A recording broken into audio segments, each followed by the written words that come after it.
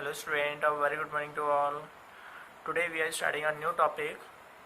So in this video we will discuss about suppose that if you have to apply some basic skills for care and maintenance of a computer, so how can you apply these type of basic skills? So here first we will know about some importance and need of care and maintenance of computer.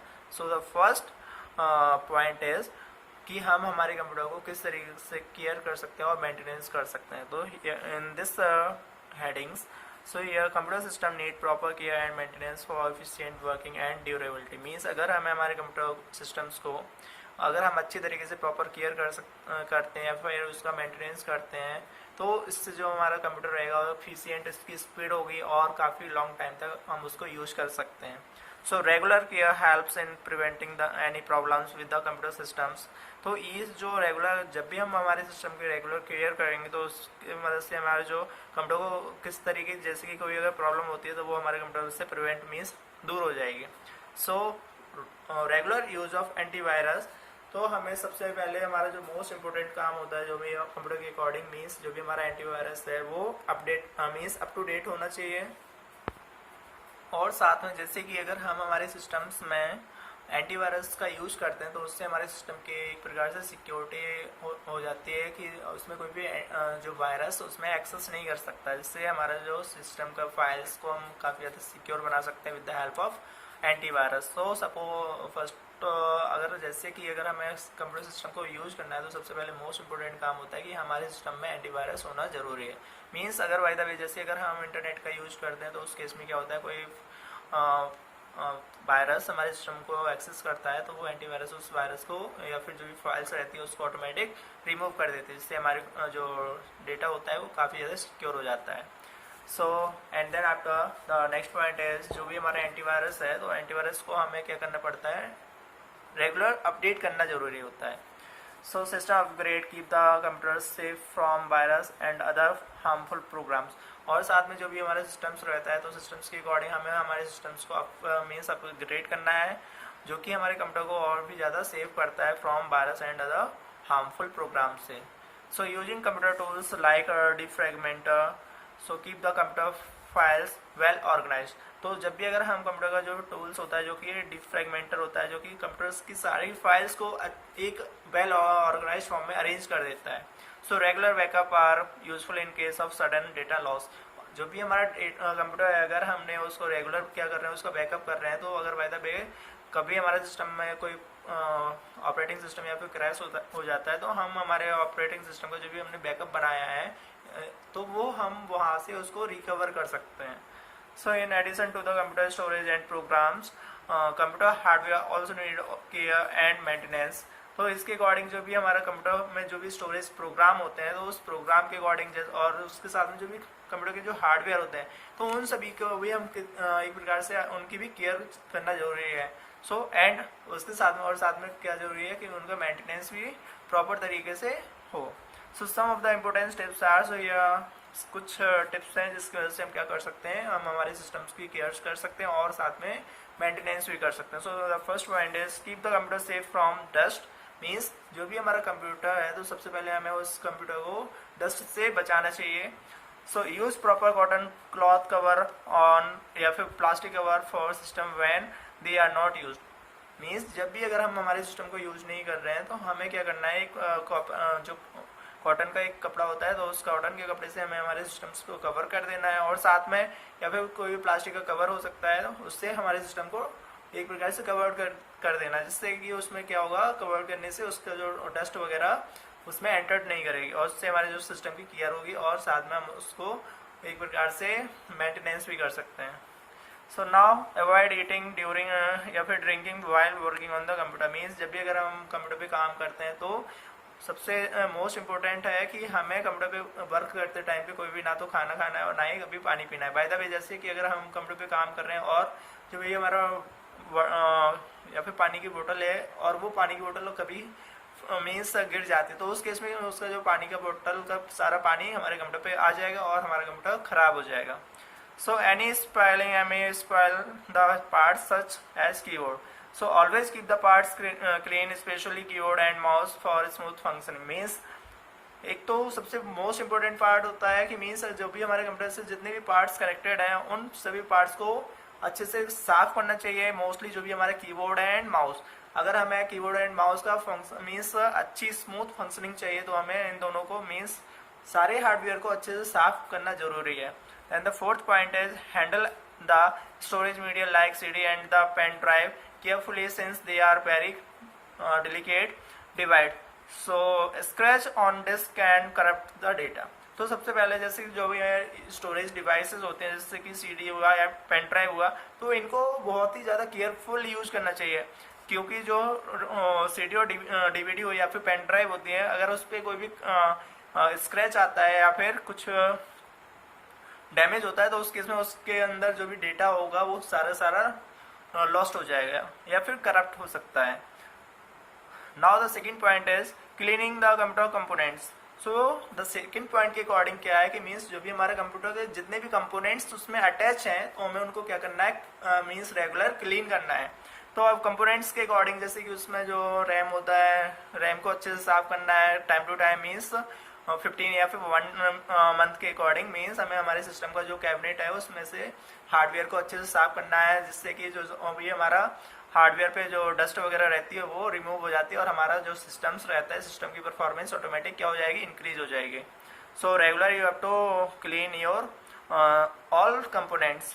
Now the first point is keep a watch on damage cables and part or replace them timely। Means हमें हमारे systems का जो cabinet होता है उस system के cabinet को हमें रेगुलर चेक करना चाहिए कि मीन्स अगर कोई केबल डैमेज तो नहीं हुई है, या फिर अगर डैमेज होती है तो उस केबल को हमें उस कैबिनेट से रिमूव कर देना चाहिए। एंड द सेकेंड पॉइंट है check for any unusual noises a computer may make while working such as CPU fan. Means हमें चेक करना चाहिए जैसे कि जब भी हम सिस्टम को ऑन करते हैं तो उस केस में जो भी हमारा CPU का फैन होता है तो वो मीन्स एक प्रकार से अननेसेसरी साउंड तो नहीं कर रहा है, मीन्स काफ़ी ज़्यादा फैन की स्पीड या फिर काफ़ी कम या फिर कुछ और प्रॉब्लम तो नहीं आ रही है। तो उस केस में हमें क्या करना है, जो भी हमारा CPU का फैन रहेगा उसकी वर्किंग को चेक करना है कि अगर हमारा CPU फैन अगर वर्किंग सही से करेगा तो हमारे सिस्टम को कभी भी हैंग नहीं होगा। So in such case get it cleaned, this well prevents CPU from overheating. जिसकी वजह से अगर हमारा जो CPU का फैन है अगर वो वर्किंग प्रॉपर नहीं करेगा तो उसके अकॉर्डिंग जो CPU फैन के नीचे जो प्रोसेसर होता है वो प्रोसेसर काफ़ी ज़्यादा ओवरहीट हो जाएगा और हमारा सिस्टम डैमेज हो जाएगा। So now the third point is general precautions to be takes while cleaning the computer components. Now fourth point is always ensure the computer is shut down properly. Means जब भी हम computer को shut down करते हैं तो एक proper तरीके से शट डाउन करना चाहिए। ये नहीं कि हमने डायरेक्ट बटन को स्विच ऑफ कर दिया तो उससे हमारे जो सिस्टम की परफॉर्मेंस एकदम से क्या हो जाएगी, बेस्ट खराब हो जाएगी। तो उस केस में हम अगर हमारे सिस्टम को प्रॉपरली तरीके से शट डाउन करेंगे तो उसके अकॉर्डिंग जो भी उसमें डेटा है वो हमारा सेव रहेगा। So use a UPS with the main supply for enough time to shut down during sudden power failure. जैसे कि जो भाई हमारा UPS होता है वो क्या करता है, एक प्रकार से जब भी अगर हमारा पावर कट होता है तो CPU उस पावर कट को एक प्रकार से सेव करता है जैसे, और एक प्रॉपर तरीके से हमारे सिस्टम को शट डाउन करने में मदद करता है। Now the fifth point is be careful while cleaning. Means हमें बहुत ही ज़्यादा मीन्स केयरफुल होना चाहिए जब भी हम हमारे सिस्टम को एक प्रकार से क्लीन करते हैं। So liquid and spray are harmful for computer machinery. तो जो भी लिक्विड होते हैं या फिर स्प्रे होते हैं वो काफ़ी ज़्यादा हार्मफुल होते हैं हमारे कंप्यूटर की मशीनरी के लिए। So use a soft cloth damp with cleaning liquid to wipe the computer parts. तो हमें अगर बाय द वे कोई पार्ट्स को साफ कर रहे हैं तो कोई या तो हम क्या कर सकते हैं, कॉटन का कपड़ा ले सकते हैं और उस कॉटन के कपड़े के यूज करके हम हर एक पार्ट को बहुत ही इजी तरीके से साफ कर सकते हैं। Now the sixth point is use safety device like anti-static wristband to prevent static electricity shocks harmful for electronic device. Now the next tools is computer maintenance schedules. So according to the computer maintenance schedules, regularly scan computer with antivirus to check virus. तो जो भी हमारा virus होते हैं अगर by the way अगर हम computer को रेगुलरली चेक करते हैं एंटीवायरस के थ्रू तो उसके अकॉर्डिंग क्या होगा, जो उसमें कंप्यूटर में वायरस होंगे वो डिटेक्ट हो जाएंगे और एंटीवायरस के अगर उन सारे वायरस को खत्म कर देगा, जिससे कि हमारे जो कंप्यूटर की जो परफॉर्मेंस रहेगी ऑटोमेटिक इंक्रीज हो जाएगी। Now the second point is replace damage cables part and hardware immediately. जो भी डैमेज केबल है उनको इमीडिएटली हमारे कंप्यूटर के जो सीपीयू है उसमें से रिमूव कर देना चाहिए। Then the third point is keep cable untangled, means जो भी अनटेंजेबल केबल्स हैं उनसे दूर रहना चाहिए। Now fourth is never use pirated और any software from unknown source, means कभी भी पायरेटेड और कोई भी ऐसे सॉफ्टवेयर को यूज नहीं करना चाहिए जो कि अननोन सोर्स से डाउनलोड किए गए हों। तो उसकी वजह से क्या होगा, जैसे कि अगर हमने अननोन सोर्स से कोई भी सॉफ्टवेयर को डाउनलोड किया है या पायरेटेड सॉफ्टवेयर को डाउनलोड किया है तो उसके साथ में भी क्या आ जाते हैं, वायरस आ जाते हैं। तो जब भी हम सॉफ्टवेयर को इंस्टॉल करते हैं तो वो वायरस हमारे सिस्टम की मेमोरी में एक्सेस कर जाएंगे और हमारे सिस्टम में जो भी डेटा होगा सारा डेटा को लॉस्ट हो जाएगा। तो इसलिए जब भी अगर हम कोई भी सॉफ्टवेयर को डाउनलोड करते हैं तो उसके लिए हमें सबसे पहले एक जेन्युइन सॉफ्टवेयर ही डाउनलोड करना चाहिए, कोई भी पायरेटेड सॉफ्टवेयर को डाउनलोड नहीं करना चाहिए। Now the fifth point is keep the operating system and antivirus update regularly, means जो भी हमारा ऑपरेटिंग सिस्टम है तो उसके अकॉर्डिंग हमें हमारे सिस्टम को एक प्रकार से अपडेट करके रखना चाहिए और साथ में हमारे जो एंटीवायरस है उसको भी अप टू डेट रखना चाहिए। Now the next point is take regular data backup using backup utility installed with the operating system, means जो भी हमारा डेटा होता है उस डेटा को अगर हम रेगुलरली बैकअप करते हैं तो बाय द वे जैसे कभी हमारा सिस्टम फेलियर होता है तो उस केस में हम हमारे डेटा को सिक्योर कर सकते हैं और सेव कर सकते हैं। Now the next we will discuss about to create a backup of your system, means अब हम सीखते हैं कि हम हमारे सिस्टम को किस तरीके से बैकअप में कर सकता है। तो उसके लिए कुछ स्टेप्स होते हैं, उन स्टेप्स को फॉलो करेंगे और हमारा डेटा ऑलरेडी क्या हो जाएगा, बैकअप हो जाएगा। तो उसके लिए सबसे पहले जाना है हमें start button and then after we will go to the control panel. So here control panel there have many options, so you have to simply select the system and security option and then after you will go to the backup and restore option. So at the backup of या फिर restore your file screen, click setup backup and then choose let windows choose। जो भी हमारा जैसे जब हम इसको open करेंगे बैकअप एंड रिस्टोर को तो हमें वहां पे क्या करना है, जो भी हमारी फाइल्स रहेंगी उनको रिस्टोर करने के लिए हमें क्लिक करना है सेट बैकअप ऑप्शन पे। Now the third point is select where you want to save the backup and click next. अब हमें क्या करना है, जहां पे हमें बैकअप बनाना है उसकी लोकेशन को सिलेक्ट करना है और then after you have to simply click the next button. And the fourth point is choose let Windows choose recommended. तो उसके लिए जो भी हमारा किस ऑप्शन को सिलेक्ट करना है, विंडोज चूज रिकमेंडेड ऑप्शन को सिलेक्ट करना है। Then after the fifth point is click next and verify the backup details. उसके बाद हमें क्या कर देना है, नेक्स्ट पे बटन पर क्लिक कर देना है और जो भी हमारा वेरीफाई बैकअप है उसको वेरीफाई कर देना है, जो भी हम जिस डेटा का बैकअप बनाना चाहते हैं उसको वेरीफाई कर देना है। And then six point is click save settings and run backup. तो इसकी वजह से हम क्या कर सकते हैं, जो भी हमारा डेटा का बैकअप होगा उस डेटा के बैकअप को हम एक प्रकार से क्रिएट कर सकते हैं। Now after that we will discuss about the next tools is to restore a backup, means अगर बाय द वे अगर हमारा सिस्टम फेलियर हो जाता है तो हम किस तरीके से हम हमारे सिस्टम्स को रीस्टोर कर सकते हैं। मीन्स जहाँ पे हमारा सिस्टम पहले जैसे था बिल्कुल सेम उसी कंडीशन पे हमें सिस्टम को लाना है तो उसके लिए हम किस तरीके से रीस्टोर कर सकते हैं। तो उसके लिए कुछ कमांड्स होंगी, तो उस कमांड्स के अकॉर्डिंग हमें उन स्टेप्स को फॉलो करना है। तो सबसे पहले स्टार्ट बटन पे क्लिक करना है, then after you have to simple select control panel and then you will go to this system and security and backup and restore.